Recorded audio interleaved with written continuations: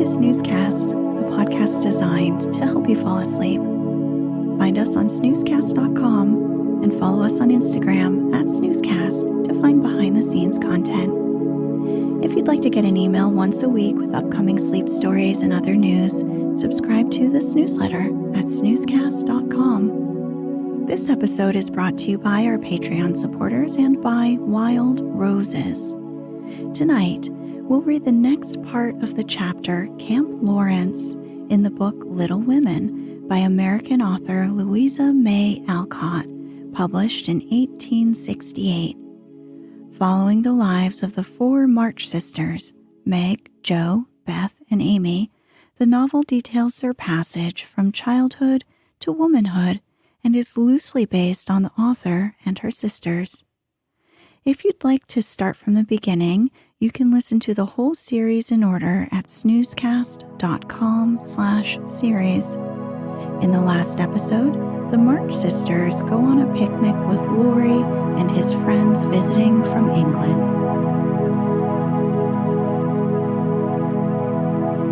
Let's get cozy. Close your eyes.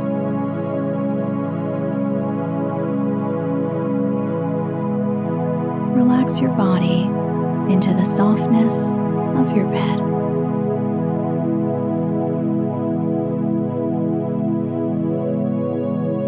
Now, take a few deep breaths.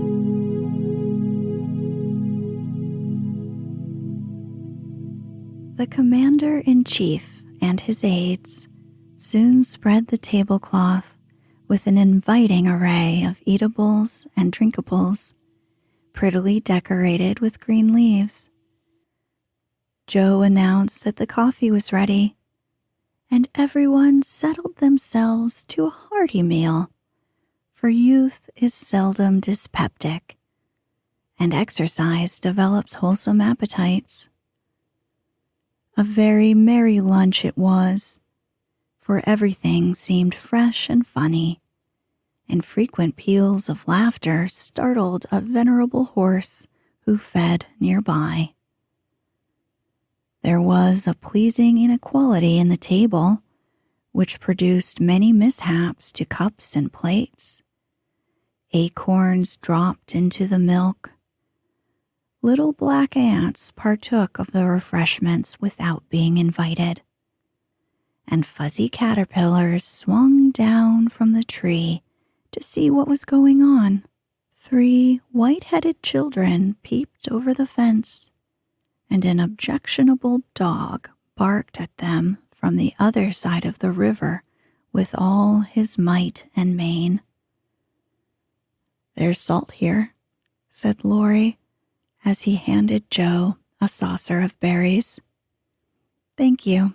I prefer spiders," she replied, fishing up 2 unwary little ones who had gone to a creamy death. "How dare you remind me of that horrid dinner party, when yours is so nice in every way," added Jo, as they both laughed and ate out of one plate, the china having run short. "I had an uncommonly good time that day, and haven't got over it yet. This is no credit to me, you know. I don't do anything. It's you and Meg and Brooke who make it all go, and I'm no end obliged to you. What shall we do when we can't eat any more?" asked Laurie, feeling that his trump card had been played when lunch was over. "Have games till it's cooler.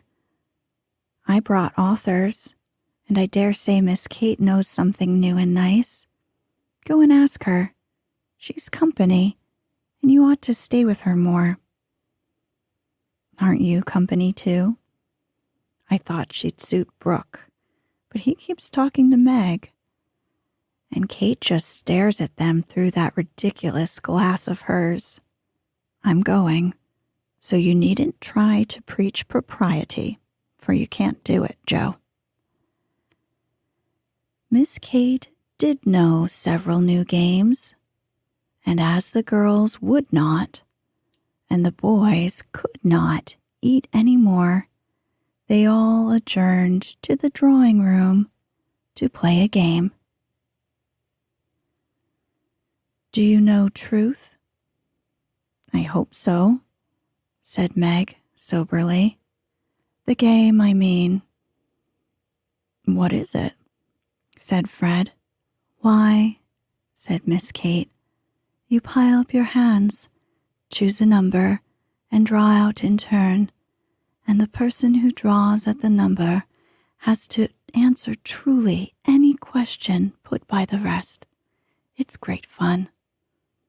Let's try it, said Joe, who liked new experiments. Miss Kate and Mr. Brooke, Meg, and Ned declined, but Fred, Sally, Joe, and Laurie piled and drew, and the lot fell to Laurie. Who are your heroes? Asked Joe. Grandfather and Napoleon. Which lady here do you think prettiest? Said Sally. Margaret. Which do you like best? From Fred. Joe, of course. What silly questions you ask. And Joe gave a disdainful shrug as the rest laughed at Laurie's matter-of-fact tone. Try again. Truth isn't a bad game, said Fred.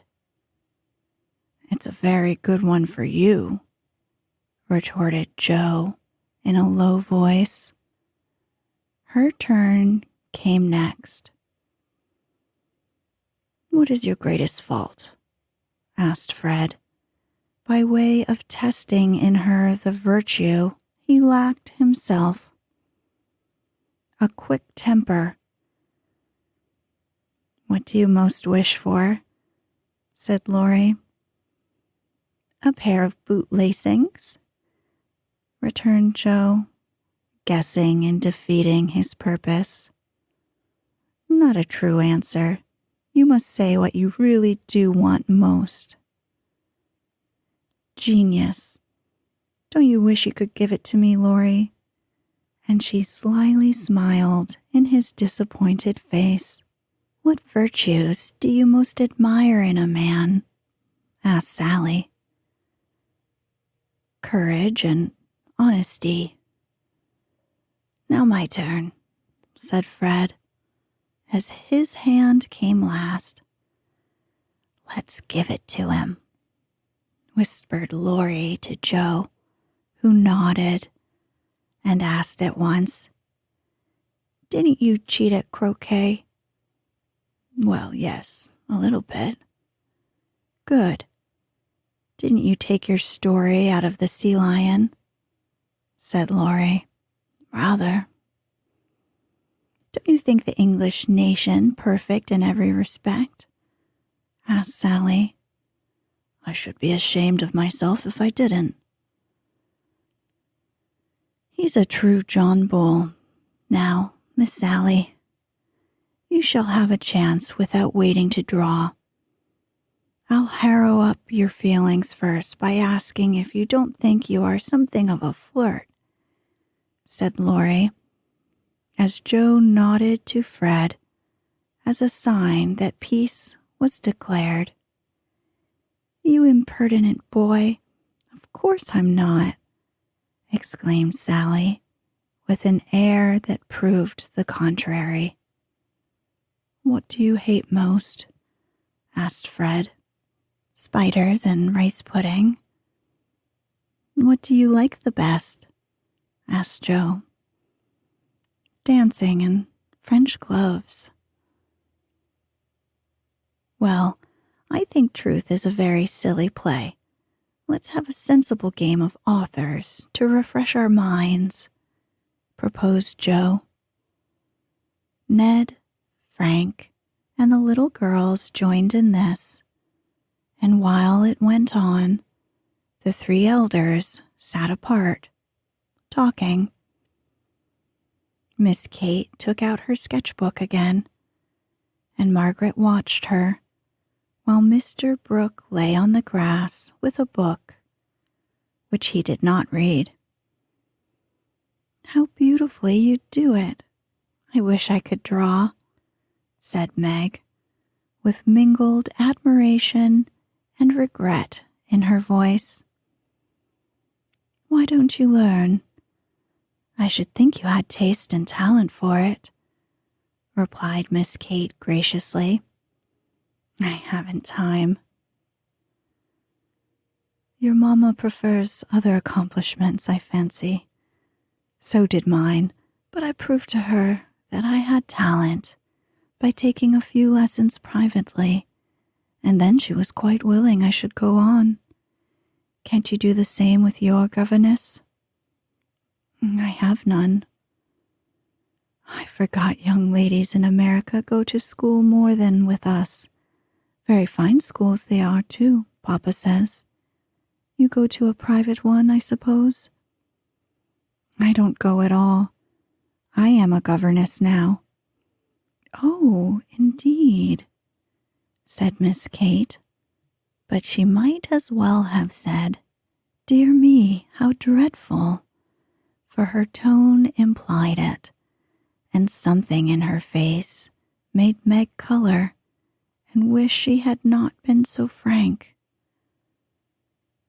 Mr. Brooke looked up and said quickly, "Young ladies in America love independence as much as their ancestors did, and are admired and respected for supporting themselves." "Oh, yes, of course. It's very nice and proper to do so. We have many most respectable and worthy young women who do the same and are employed by the nobility because, being the daughters of gentlemen, they are both well-bred and accomplished, you know," said Miss Kate in a patronizing tone that hurt Meg's pride and made her work seem not only more distasteful, but degrading. "Did the German song suit Miss March?"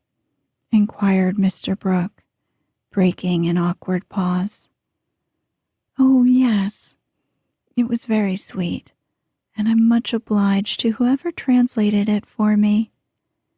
And Meg's downcast face brightened as she spoke. "Don't you read German?" asked Miss Kate, with a look of surprise. "Not very well. My father, who taught me, is away, and I don't get on very fast alone, for I've no one to correct my pronunciation. Try a little now. Here is Schiller's Mary Stuart and a tutor who loves to teach." And Mr. Brooke laid his book on her lap with an inviting smile. "It's so hard, I'm afraid to try," said Meg, grateful but bashful in the presence of the accomplished young lady beside her. "I'll read a bit to encourage you." And Miss Kate read one of the most beautiful passages in a perfectly correct but perfectly expressionless manner.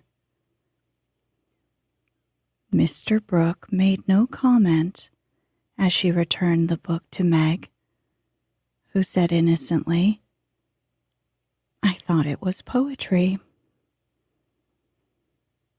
"Some of it is. Try this passage."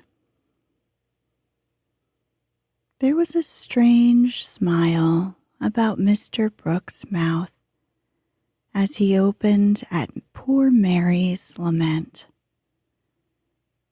Meg, obediently following the long grass blade which her new tutor used to point with, read slowly and timidly, unconsciously making poetry of the hard words by the soft intonation of her musical voice. down the page went the green guide, and presently, forgetting her listener in the beauty of the sad scene, Meg read as if alone, giving a little touch of tragedy to the words of the unhappy queen. If she had seen the brown eyes then, she would have stopped short, but she never looked up, and the lesson was not spoiled for her. "Very well indeed," said Mr. Brooke, as she paused, quite ignoring her many mistakes, and looking as if he did indeed love to teach. Miss Kate put up her glass and, having taken a survey of the little tableau before her, shut her sketchbook, saying with condescension, "You've a nice accent, and in time will be a clever reader. I advise you to learn, for German is a valuable accomplishment to teachers. I must look after Grace. She is romping." And Miss Kate strolled away, adding to herself with a shrug, "I didn't come to chaperone a governess, though she is young and pretty. What odd people these Yankees are. I'm afraid Laurie will be quite spoiled among them." "I forgot that English people rather turn up their noses at governesses and don't treat them as we do," said Meg, looking after the retreating figure with an annoyed expression. "Tutors also have a rather hard time of it there, as I know to my sorrow. There's no place like America for us workers, Miss Margaret." And Mr. Brooke looked so contented and cheerful that Meg was ashamed to lament her hard lot. "I'm glad I live in it then. I don't like my work, but I get a good deal of satisfaction out of it after all, so I won't complain. I only wished I liked teaching as you do." "I think you would if you had Laurie as a pupil. I shall be very sorry to lose him next year," said Mr. Brooke, busily punching holes in the turf. "Going to college, I suppose?" Meg's lips asked the question, but her eyes added, "And what becomes of you?" "Yes, it's high time he went, for he's ready. And as soon as he is off, I shall soldier. I'm needed." "I'm glad of that," exclaimed Meg. "I should think every young man would want to go, though it is hard for the mothers and sisters who stay at home," she added sorrowfully. "I have neither, and very few friends to care whether I live or die," said Mr. Brooke rather bitterly, as he absently put the dead rose in the hole he had made and covered it up. "Laurie and his grandfather would care a great deal, and we should all be very sorry to have any harm happen to you," said Meg heartily. "Thank you. That sounds pleasant," began Mr. Brooke, looking cheerful again. But before he could finish his speech, Ned, mounted on the old horse, came lumbering up to display his equestrian skill before the young ladies, and there was no more quiet that day. "Don't you love to ride?" asked Grace of Amy, as they stood resting after a race round the field with the others, led by Ned. "Oh, I dote upon it. My sister Meg used to ride with Papa, but we don't keep any horses now, except Ellen Tree," added Amy, laughing. "Tell me about Ellen Tree. Is it a donkey?" asked Grace curiously. "Why, you see, Joe is crazy about horses, and so am I. But we've only got an old side saddle and no horse. Out in our garden is an apple tree that has a nice low branch, so Joe put a saddle on it, fixed some reins on the part that turns up, and we bounce away on Ellen Tree whenever we like." "How funny," laughed Grace. "I have a pony at home and ride nearly every day in the park with Fred and Kate. It's very nice, for my friends go too, and the row is full of ladies and gentlemen." "Dear, how charming. I hope I shall go abroad some day, but I'd rather go to Rome than the row," said Amy, who had not the remotest idea what the row was and wouldn't have asked for the world. Frank, sitting just behind the little girls, heard what they were saying and pushed his crutch away with him with an impatient gesture as he watched the active lads going through all sorts of comical gymnastics. Beth, who was collecting the scattered author cards, looked up and said, in her shy yet friendly way, "I'm afraid you are tired. Can I do anything for you?" "Talk to me, please. It's dull, sitting by myself," answered Frank, who had evidently been used to being made much of at home. If he asked her to deliver a Latin oration, it would not have seemed a more impossible task to bashful Beth. But there was no place to run to, no Joe to hide behind now, and the poor boy looked so wistfully at her that she bravely resolved to try. "What do you like to talk about?" she asked, fumbling over the cards and dropping half as she tried to tie them up. "Well, I like to hear about cricket and boating and hunting," said Frank, who had not yet learned to suit his amusements to his strength. "My heart, what shall I do?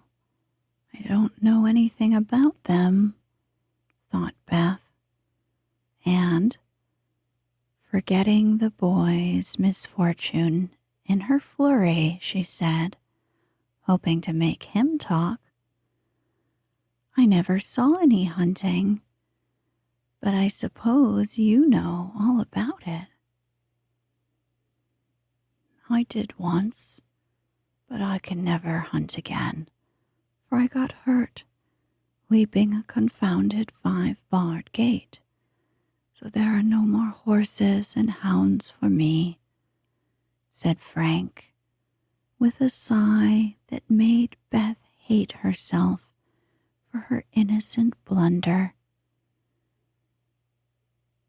"Your deer are much prettier than our ugly buffaloes," she said, turning to the prairies for help and feeling glad that she had read one of the boys' books in which Joe delighted. Buffaloes proved soothing and satisfactory, and in her eagerness to amuse another, Beth forgot herself and was quite unconscious of her sister's surprise and delight at the unusual spectacle of Beth talking away to one of the dreadful boys against whom she had begged protection. Bless her heart, she pities him, so she is good to him, said Joe, beaming at her from the croquet ground. I always said she was a little saint, added Meg, as if there could be no further doubt of it. I haven't heard Frank laugh so much for ever so long, said Grace to Amy, as they sat discussing dolls and making tea sets out of the acorn cups. My sister Beth is a very fastidious girl when she likes to be, said Amy, well pleased at Beth's success. She meant fascinating, but as Grace didn't know the exact meaning of either word, fastidious sounded well and made a good impression. An impromptu circus, fox and geese, and an amicable game of croquet finished the afternoon. At sunset, the tent was struck, hampers packed, wickets pulled up, boats loaded, and the whole party floated down the river, singing at the top of their voices.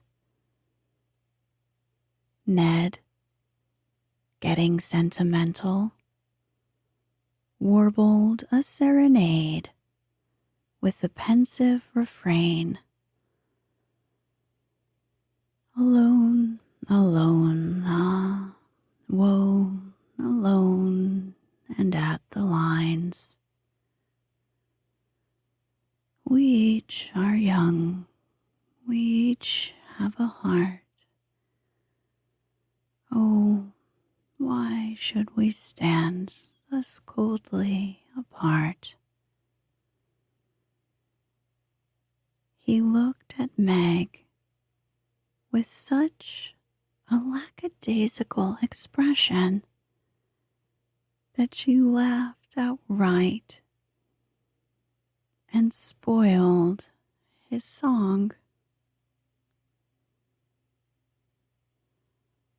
On the lawn where it had gathered, the little party separated with cordial good nights and goodbyes, for the Vaughns were going to Canada. As the four sisters went home through the garden, Miss Kate looked after them, saying, without the patronizing tone in her voice, in spite of their demonstrative manners, American girls are very nice when one knows them. I quite agree with you, said Mr. Brooks.